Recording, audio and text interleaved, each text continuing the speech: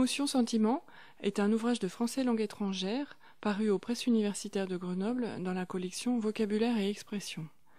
Il a été coécrit par Christelle Cavalla et Elsa Crozier. Un CD audio est inséré dans chaque ouvrage. Bonjour, je suis Elsa Crozier, je suis professeure au Centre universitaire d'études françaises à QF, donc à Grenoble. Voilà, je suis professeure de français langue étrangère.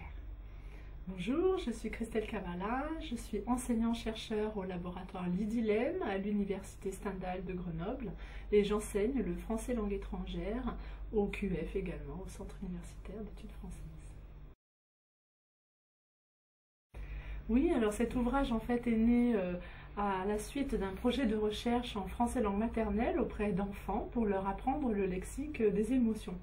Et puis on s'est rendu compte que les manques qu'ils avaient étaient les mêmes que les manques des étudiants qui apprenaient le français en France. Et donc on s'est dit avec Elsa, pourquoi pas se lancer à faire un ouvrage sur l'enseignement de ce lexique. C'était un peu un défi parce que ça n'existait pas du tout à l'époque.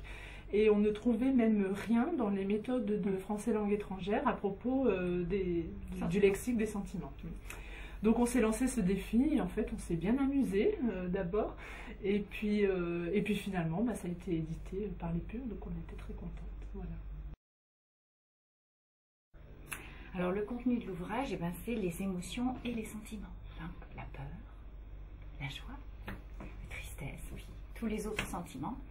Et puis ce qui nous intéressait, c'était parler d'une façon, introduire d'une façon un peu différente les sentiments. Donc on va partir de musique ou de bruit, essayer de faire ressentir les sentiments aux étudiants pour s'appuyer sur leur ressenti pour amener le lexique des sentiments et jusqu'aux collocations.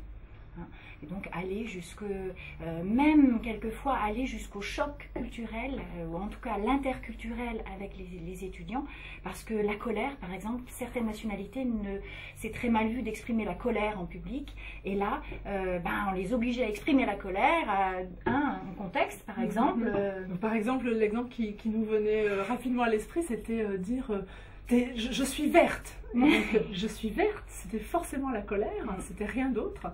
Et en français, c'est quelque chose de très courant et les étudiants étrangers ne connaissaient pas du tout ça. Et donc, ils ne pouvaient pas deviner que la couleur verte signifiait uniquement la colère.